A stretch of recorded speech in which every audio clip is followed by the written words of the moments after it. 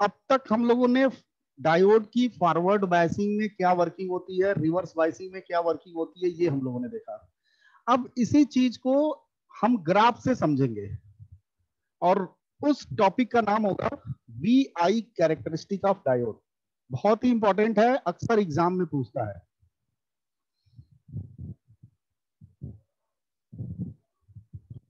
We I characteristic of PN junction diode.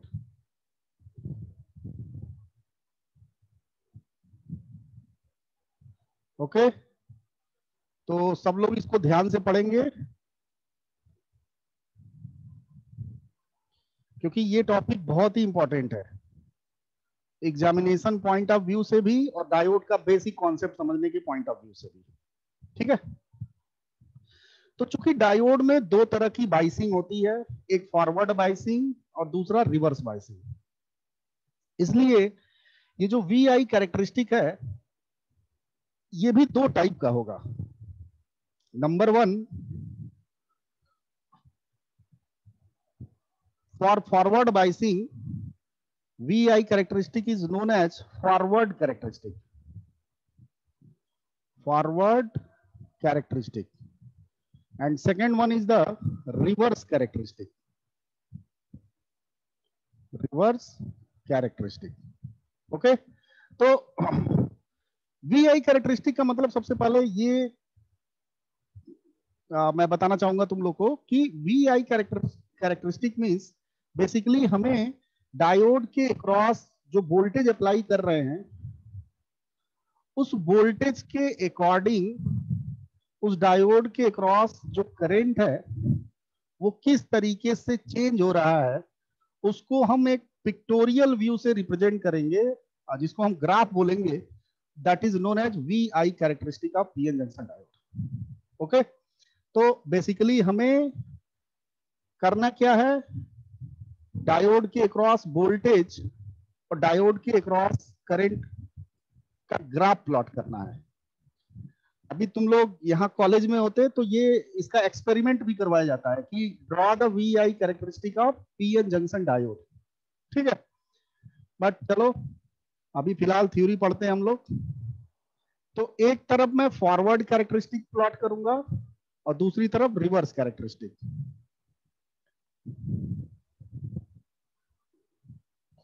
पहले इसको सही करते हैं। तो फॉरवर्ड कैरेक्टरिस्टिक में सबसे पहले हम फॉरवर्ड बायसिंग में चलते हैं। ये था हमारा पीएन जंक्शन डायोड, और पीएन जंक्शन डायोड में जो हमने बैटरी का एक्सटर्नल बैटरी का कनेक्शन किया था उसमें बैटरी के पॉजिटिव टर्मिनल को डायोड के पी साइड से और बैटरी के नेगेटिव टर्मिनल को डायोड के एन साइड से कनेक्ट किया था। ठीक है, तो ये जो कनेक्शन था that is known as forward biasing of diode. अब मुझे ये बताओ, ये डायोड का पी साइड है, ये डायोड का एन साइड है, तो ध्यान से सब बच्चे देखेंगे कि इसके क्रॉस जो वोल्टेज आ रहा है, इधर है बैटरी का पॉजिटिव टर्मिनल, तो यहाँ पे पॉजिटिव और दूसरा इधर नेगेटिव टर्मिनल है। तो इस तरीके का जो भी डायोड के क्रॉस वोल्टेज आ रहा है उसकी पोलैरिटी आ रही है, इधर पॉजिटिव और इधर नेगेटिव।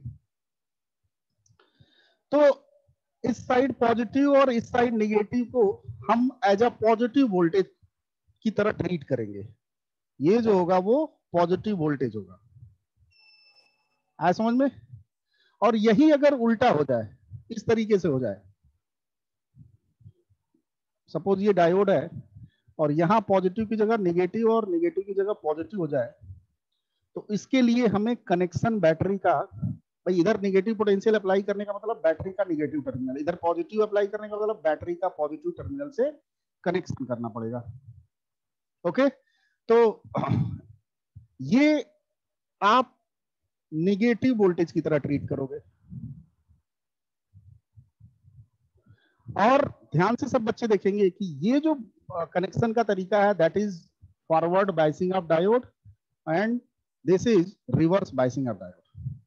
तो जब हम फॉरवर्ड कैरेक्टरिस्टिक प्लॉट करेंगे तो ये जो डायोड के क्रॉस वोल्टेज आ रहा है जिसको हम V लिख रहे हैं, और इसके क्रॉस जो करंट है I, वो इस डायोड के अक्रॉस जो वोल्टेज है उसके अकॉर्डिंग ये जो करंट है वो किस तरीके से चेंज हो रहा है।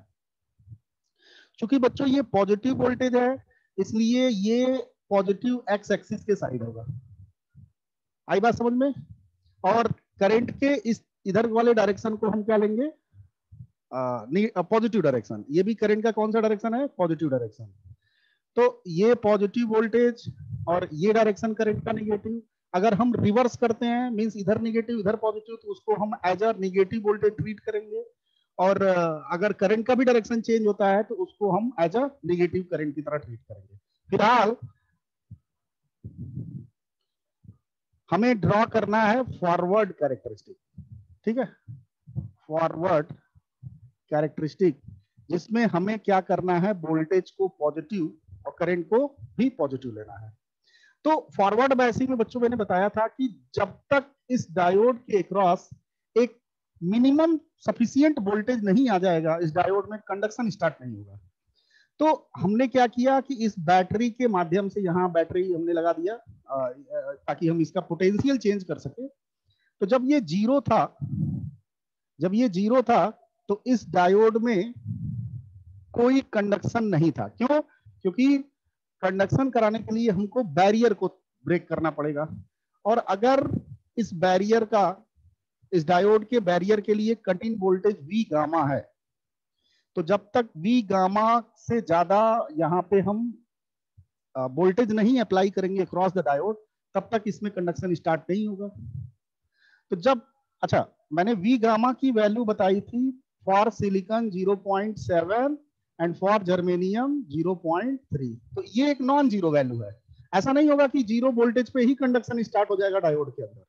हमको अगर सिलिकॉन डायोड में कंडक्शन स्टार्ट कराना है तो मिनिमम 0.7 देना पड़ेगा और जर्मेनियम के लिए मिनिमम 0.3 अप्लाई करना पड़ेगा। तो हम एक जनरल यहाँ पे डिस्कशन कर रहे हैं, ना सिलिकॉन और ना जर्मेनियम डायोड की हम बात कर रहे हैं। इसलिए जो कट इन वोल्टेज है बच्चों उसको हम क्या लेके चलेंगे? V gamma. ठीक है, तो कहने का मतलब ये हुआ कि जब वोल्टेज जीरो था तो करंट की वैल्यू क्या थी? जीरो थी। फिर हमने वोल्टेज बढ़ाया बढ़ाया बढ़ाया, अभी भी डायोड में कंडक्शन स्टार्ट नहीं हुआ। देखना मैं कैसे ग्राफ प्लॉट कर रहा हूँ। अभी भी डायोड में कंडक्शन स्टार्ट नहीं हुआ है। फिर धीरे धीरे यहाँ पे कंडक्शन डायोड में स्टार्ट होना शुरू कर दिया ये कंडक्शन। और जहां पे कंडक्शन स्टार्ट हुआ है यहां देखो, यहां पे कंडक्शन स्टार्ट हुआ है एंड जिस वोल्टेज पे ये कंडक्शन स्टार्ट हुआ है that is known as cut in voltage, that is known as cut in voltage of diode. तो देखो जैसे ही डायोड कट इन वोल्टेज की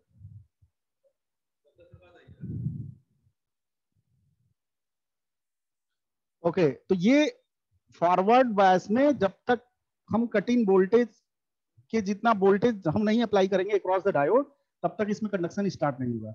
अब देखो यहां से जो है कंडक्शन मतलब डायोड के अंदर थोड़ा सा करंट फ्लो करना शुरू कर दिया और फिर जैसे जैसे ही हम वोल्टेज बढ़ाएंगे वैसे वैसे जो डायोड के क्रॉस करंट है जिसको हम फॉरवर्ड करंट के नाम से जानेंगे क्योंकि ये डायोड का फॉरवर्ड बायस का केस है और ये करंट फॉरवर्ड करंट क्या होगा? एक्सपोनेंशियली इंक्रीज करने लगेगा। ठीक है, मैं यहाँ पे लिख भी देता हूं कि what is the mathematical relation of forward current with applied voltage across the diode? Means ये जो फॉरवर्ड करंट है वो एक वोल्टेज अक्रॉस डायोड के अकॉर्डिंग कैसे चेंज हो रहा है उसका मैं एक्सप्रेशन लिखना यहाँ पे चाहूंगा तुम लोग को। ध्यान से देखो, I F is equal to I naught, बहुत इंपॉर्टेंट एक्सप्रेशन है। I F is equal to I naught e to the power V V D means voltage across diode divided by eta V T -1।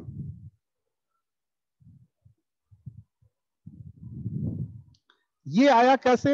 ये आपको चिंता नहीं करना है क्योंकि इसका डेरिवेशन या फिर ये कैसे डिराइव किया जाता है इस पे ये आपके सिलेबस में नहीं है। तो फिलहाल ये जानो कि forward current voltage across diode इस इक्वेशन के अकॉर्डिंग चेंज होता है। तो यहाँ पे देखो बच्चों, ये जो आई नॉट है, I naught is known as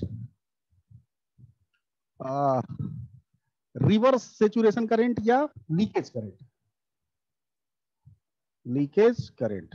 I naught is known as leakage current. What is VD? VD is the voltage across diode. Voltage across diode. ठीक है, ये वाला, ये जो वोल्टेज हम वेरी कर रहे हैं, ये वोल्टेज अक्रॉस डायोड है. और एटा इज द रिकॉम्बिनेशन फैक्टर. एटा को हम रिकॉम्बिनेशन फैक्टर बोलते हैं. एक कांस्टेंट होता है,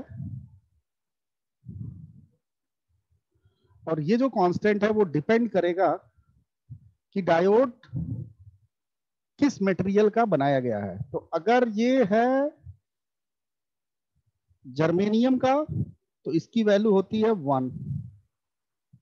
तो मैं इसको ऐसे लिखता हूं, the value of eta is equal to 1 for germanium diode and 2 for silicon diode. ठीक है, तो ये कभी कभी क्वेश्चन में गिवन होता है, और अगर नहीं गिवन है और आपको बस लिखा हुआ है कि सिलिकॉन डायोड है या जर्मेनियम डायोड है, तो उसके अकॉर्डिंग आप एटा की वैल्यू ले सकते हो. अब यहां देखो VT आ गया. VT what is VT? Thermal voltage. पहला टॉपिक मैंने यही बताया था, थर्मल वोल्टेज. ठीक है, थर्मल वोल्टेज, इसको हम लोग टेम्परेचर इक्विवेलेंट वोल्टेज भी बोलते थे. इसकी वैल्यू कितनी होती है भाई? 26 millivolt approx at room temperature. इस पूरे यूनिट का फर्स्ट लेक्चर पढ़ना तुम लोग, उसमें मैंने एक्सप्लेन किया है कि ये थर्मल वोल्टेज बेसिकली है क्या. तो यहां से देखो, टेम्परेचर की वजह से डायोड में जो करंट है वो चेंज हो रहा है. आए बात समझ में?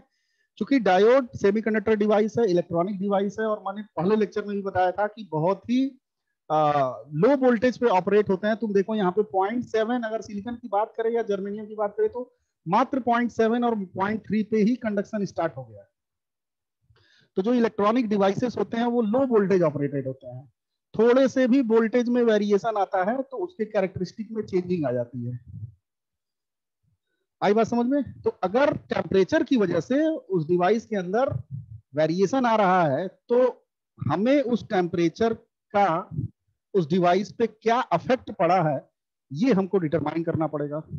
तो जो डिवाइस को अफेक्ट करने वाला पैरामीटर होगा वो होगा वोल्टेज और करंट. बट यहां टेम्परेचर की वजह से अफेक्ट हो रहा है तो हमें टेम्परेचर का इक्विवेलेंट वोल्टेज पता करना पड़ेगा, जो हम थर्मल वोल्टेज की वजह से कैलकुलेट करेंगे. ठीक है, तो अब इसमें शायद कुछ छूटा नहीं है.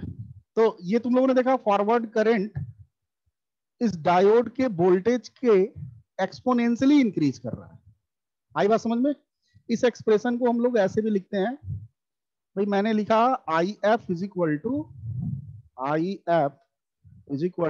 I naught e to the power VD by eta VT minus 1. Okay, अब एक काम करो, I नॉट का अंदर मल्टीप्लाई करो, एटा VT minus I not. Since I naught is very less, बहुत कम होता है, मैं बता चुका हूं कि लीकेज करंट की वैल्यू बहुत कम होती है, माइक्रो नैनो एम्पियर के करीब होती है, जबकि डायोड में फॉरवर्ड करंट मिली एम्पियर की कंपेरेबल होता है. सॉरी. तो as compare to milliampere, microampere and nanoampere is very very less. That's why we can neglect I naught with respect to I naught e to the power VD by eta VT. तो therefore I naught is neglected. अब जब हम इसको neglect करेंगे तो IF की value I naught e to the power VD by eta VT आ जाएगी. आई बात समझ में? तो कभी कभी ये एक्सप्रेशन भी हम यूज करते हैं डायोड के क्रॉस वोल्टेज और करंट के वेरिएशन को रिप्रेजेंट करने के लिए. अब यहां पे हमें साफ साफ पता चल रहा है कि जो डायोड का फॉरवर्ड करंट है वो डायोड के क्रॉस वोल्टेज से एक्सपोनेंशियली इंक्रीज कर रहा है. ठीक है ना, हम वोल्टेज जब बढ़ा रहे हैं तो डायोड के क्रॉस करंट भी बढ़ रहा है, और किस रिलेशन के अकॉर्डिंग बढ़ रहा है? तो तो एक्सपोनेंशियल रिलेशन या एक्सपोनेंशियली इंक्रीज कर रहा है। आई बात समझ में?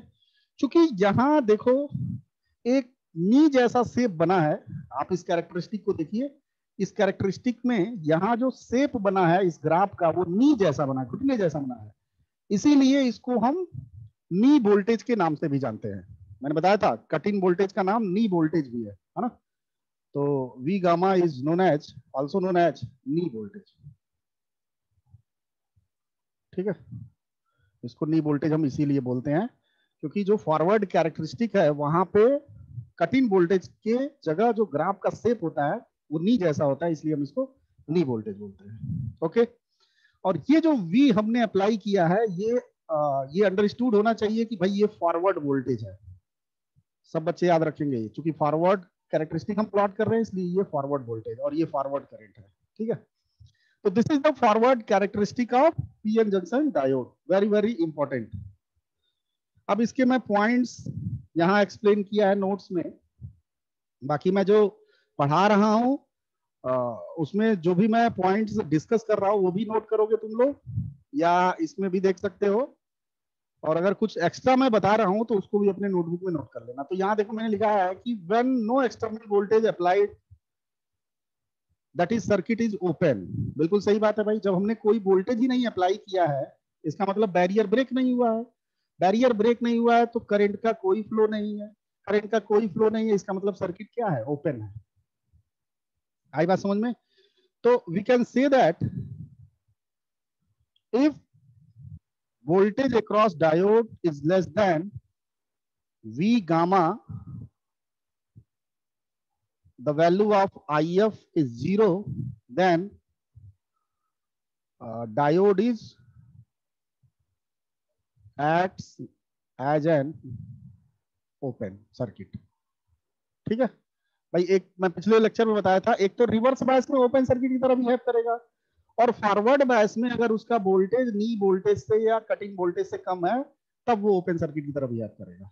आई बात समझ में? तो मोस्ट इंपॉर्टेंट पॉइंट वही चीज यहां लिखा हुआ है, the potential barrier at the junction. फिर आगे अगले वाले में आते हैं, with forward bias the PN junction very little current that is forward current flows until the forward voltage exceeds a certain voltage that is known as barrier potential। ठीक है, फिर यहाँ पे देखो अप्लाइड वोल्टेज की वैल्यू अगर V gamma से कम है तो कंडक्शन डज नॉट प्लेस, और जब ग्रेटर हो गई तो कंडक्शन टेक प्लेस। ये भी मैंने पॉइंट बता चुका हूँ। फिर the characteristic follows exponential law, वो भी बता चुका मैंने। सारे पॉइंट्स बता चुके हैं। ये क्या है? Beyond the knee voltage characteristic of potential barrier is completely eliminated, forward current increases almost linearly. हाँ, यहाँ जो एक्सपोनेंशियल वेरिएशन है वो कुछ लिमिट तक होता है, उसके बाद करंट वोल्टेज के साथ लगभग लीनियरली वेरी करने लगता है ना? मतलब यहाँ कुछ सर्टेन वैल्यू के बाद, सर्टेन वैल्यू ऑफ वोल्टेज के बाद हम करंट और वोल्टेज के रिलेशन को लीनियर मान सकते हैं। ठीक है, कंप्लीटली लीनियर नहीं होता है बट अप्रोक्सीमेटली लीनियर होता है। ग्राफ में भी देखो ऐसा दिख रहा है हमको कि ये लीनियर वेरिएशन है करंट और वोल्टेज का। ठीक है, तो ये पॉइंट वही लिखा हुआ है कि beyond the knee of characteristic the potential barrier is completely eliminated, the forward current increases almost linearly but not linearly. ठीक है ना? With the increase in the forward voltage PN junction start behave as a resistor। बिल्कुल सही बात है भाई, अगर voltage और करंट में लीनियर रिलेशन है, इलेक्ट्रिकल इंजीनियरिंग में पढ़ा है तुम लोगों ने कि वोल्टेज और करंट में लीनियर रिलेशन है, तो अगर किसी डिवाइस में या किसी कंपोनेंट में ये रिलेशन फुलफिल हो रहा है मींस वो डिवाइस एज अ रजिस्टर की तरह बिहेव करेगा। भाई यहाँ पे जब कांस्टेंट लगाते थे तो रेजिस्टेंस ही तो आता था, ये जो R है वो उस रजिस्टर का रेजिस्टेंस है। तो चूंकि मैंने यहाँ पॉइंट जो लिखा हुआ है कि नी वोल्टेज के बाद जो वेरिएशन है वोल्टेज और करंट का वो लगभग ऑलमोस्ट जो है वो क्या है? लीनियरली है। इसलिए ग्राफ पे चलते हैं। हाँ, मैंने बोला कि नी वोल्टेज के बाद यहां से ले लो लगभग लीनियर रिलेशन है, इसलिए इस रीजन में डायोड एज अ रजिस्टर की तरह वर्क करेगा। आई बात समझ में? ये पॉइंट वही लिखा हुआ है। अब यहाँ पे देखो ये जो लास्ट पॉइंट लिखा हुआ है, if the forward voltage increase beyond a certain value extremely large current will flow in PN junction में get destroyed due to overheating. बिल्कुल सही बात है भाई। अगर हम किसी डिवाइस में बहुत ज्यादा करंट फ्लो करा दे, जैसे यहाँ करंट बढ़ रहा है ठीक है भाई, लेकिन एक लिमिट के बाद अगर बहुत ज्यादा करंट हो गया तो वो डिवाइस ओवरहीट कर जाएगा और हो सकता है कि वो डैमेज कर जाए, बर्न कर जाए, है ना? भाई इलेक्ट्रिकल में पढ़ा भी होगा तुम लोगों ने कि किसी अप्लायंसेस में या किसी डिवाइस में अगर करंट की वैल्यू बहुत ज्यादा हो जाती है तो उसका बर्न होने का चांस रहता है। तो वही ये पॉइंट लिखा हुआ है। अब यहाँ देखो 0.3 जर्मेनियम डायोड के लिए, 0.7 सिलिकॉन डायोड के लिए, तो मैं बता चुका हूँ पिछले लेक्चर में। ओके, तो this is all about forward characteristic of PN junction diode. अब आते हैं हम रिवर्स कैरेक्टरिस्टिक पे। Now we are moving reverse characteristic.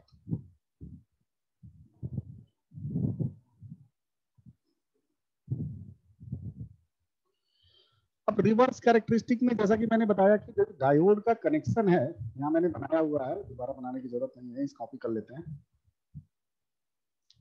ये है, this is the reverse characteristic of PN junction diode.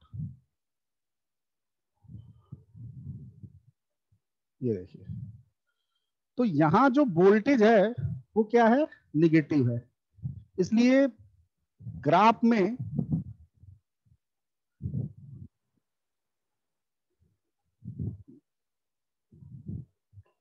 जो वोल्टेज का पोर्शन होगा वो निगेटिव साइड होगा, मतलब निगेटिव एक्सिस पे वोल्टेज होगा, क्योंकि ये था पॉजिटिव वोल्टेज, ये जो वोल्टेज था ये पॉजिटिव वोल्टेज था, तो जाहिर सी बात है ये वोल्टेज की निगेटिव वैल्यू होगी इस वाले एक्सिस पे, तो इधर कहीं वोल्टेज होगा, मींस ये जो डायोड के क्रॉस वोल्टेज आ रहा है वो ऐसा आ रहा है। अब चूंकि जब डायोड रिवर्स बायस में होता है तो उसमें कोई करंट फ्लो नहीं करता है, but in real minority charge carriers के कारण एक small amount of current flow करता है अक्रॉस द डायोड, और उस करंट को हम क्या कहते हैं, लीकेज करंट कहते हैं।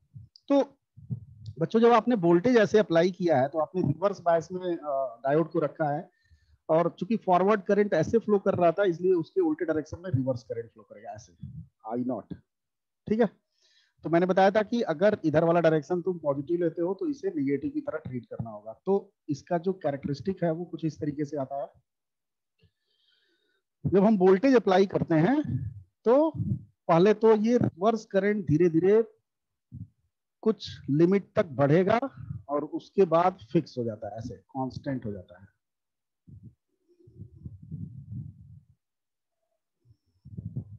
ये देख रहे हो, ये सब एक्सपेरिमेंटल ऑब्जर्वेशन है, यहाँ रहते तुम लोग तो मैं लैब में लेके चलता तुम लोग को और वहीं पे कैरेक्टरिस्टिक प्लॉट करवाता और फिर एक्सप्लेन करता। ठीक है, तो थोड़ा सा इसको थ्योरेटिकली समझते हैं। तो देखा तुम लोगों ने वोल्टेज जब हमने अप्लाई किया, ये निगेटिव वोल्टेज वाला पोर्शन और करंट भी नीचे आएगा, क्योंकि ऊपर करंट क्या है, पॉजिटिव है, नीचे निगेटिव है, तो निगेटिव डायरेक्शन में आ रहा है करंट। तो शुरू में तो वोल्टेज हमने बढ़ाया तो करंट भी देखो शुरू में बढ़ रहा है, लेकिन एक वैल्यू के बाद जाके क्या हो जा रहा है, कांस्टेंट हो जा रहा है। आई बात समझ में? तो ये जो कांस्टेंट करंट है that is known as that is represented by I naught, and it is known as reverse saturation current,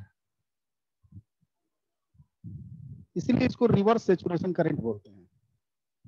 क्योंकि यहां देखो इस पोर्शन में, ये जो मैंने पोर्शन बनाया है ये वाला, इसमें हम वोल्टेज चेंज कर रहे हैं, करंट के वैल्यू में कोई चेंजिंग नहीं हो रहा है, करंट क्या हो गया, कांस्टेंट हो गया है, constant in the sense current saturate हो गया, that's why this is called reverse saturation current. Okay, और लीकेज करंट तो कहते ही कहते हैं, और ये करंट जो है किसके कारण फ्लो करता है, due to minority carriers, due to minority carriers.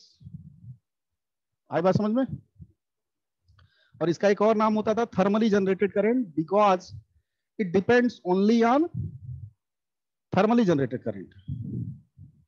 Okay, मैंने ये भी बताया था तुम लोग को, थर्मली जनरेटेड करंट इसलिए बोलते हैं क्योंकि जितना ज्यादा हम टेम्परेचर इंक्रीज करते हैं, माइनॉरिटी कैरियर्स की संख्या या उसका कंसंट्रेशन भी इंक्रीज करता है, इसलिए ये आई नॉट करंट क्या करता है, इंक्रीज कर जाता है। आई बात समझ में? तो अगर हम बात करें डिफरेंट डिफरेंट डायोड की, तो आई नॉट की वैल्यू माइक्रो एम्पियर रेंज में होती है for silicon diode, and nano ampere के रेंज में होती है फॉर, सॉरी उल्टा लिख दिया मैंने, इसको रब करते हैं, जर्मेनियम डायोड में माइक्रो में होता है, for germanium diode, and for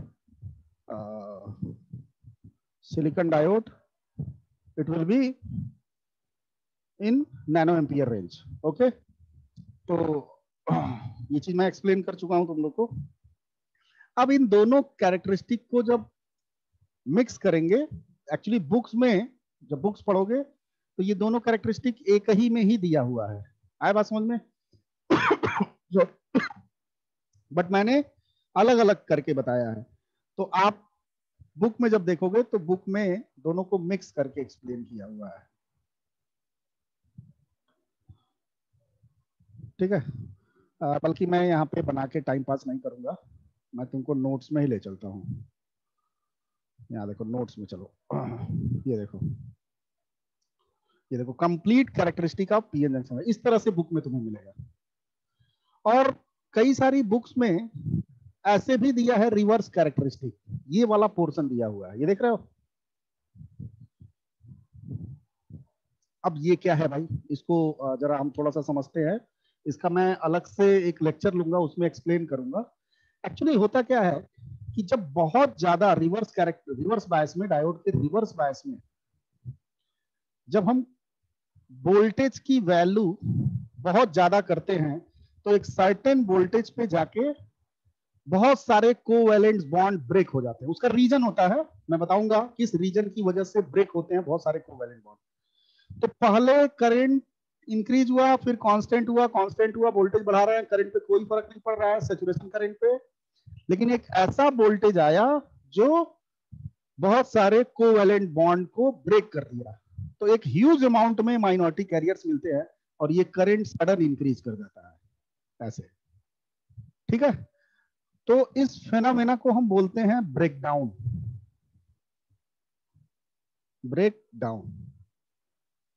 I बात समझ में? अब ये क्यों सडन इंक्रीज किया? Due to large amount of covalent bonds are broken. तो क्यों बॉन्ड बहुत सारे ब्रेक हो जाते हैं ये मैं एक्सप्लेन करूंगा, बट अभी फिलहाल ये जो घटना है, ये जो फेनोमेना है, that is known as breakdown of PN junction diode, and this phenomena is happened at this level of voltage that is known as breakdown voltage, VBR, breakdown voltage, that is known as breakdown voltage। जिस voltage पे ये घटना होगी उसको हम breakdown voltage के नाम से जानेंगे। तो एक्चुअली मैंने यहाँ पे क्यों नहीं शो किया बच्चों, उसका रीजन है क्योंकि जनरली जो ऑर्डिनरी डायोड होते हैं, सिलिकॉन डायोड या फिर जर्मेनियम डायोड, उसमें ब्रेकडाउन होता नहीं है, ठीक है ना? अगर आप किसी डिवाइस में डायोड यूज कर रहे हो कोई अप्लायंस बनाने में, इलेक्ट्रॉनिक अप्लायंस बनाने में, तो उसमें ब्रेकडाउन नहीं होता है, इसलिए मैं ग्राफ में नहीं शो करता हूं, बट बुक्स में दिया हुआ है तो इसलिए मैंने यहाँ पे बना दिया। तो आपको परेशान नहीं होना है अगर आप सिर्फ इतना बनाते हो, ओके। अगर आप ब्रेकडाउन के साथ कैरेक्टरिस्टिक बनाना चाहते हो तो आप ऐसे बना सकते हो, और ब्रेकडाउन हमेशा रिवर्स बायस में ही होगा, ये आप ध्यान से रखिएगा दिमाग में अपने, ठीक है ना? यहाँ पे जो चीज मैंने एक्सप्लेन किया है वो लिख लेना। तो अब मैं एक लेक्चर लूंगा जिसमें बताऊंगा कि बहुत सारे कोवैलेंट बॉन्ड क्यों ब्रेक हुए, क्या ऐसा मैकेनिज्म है जो बहुत सारे कोवैलेंट बॉन्ड को ब्रेक कर देता है, ठीक है? और इसी फेनोमेना की मदद से हम एक स्पेशल टाइप का डायोड बनाते हैं जो एक बहुत ही पॉपुलर एप्लीकेशन के लिए यूज होता है, जीमर डायोड के नाम से जानते हैं उसको, आपके सिलेबस में है, मैं पढ़ाऊंगा आपको।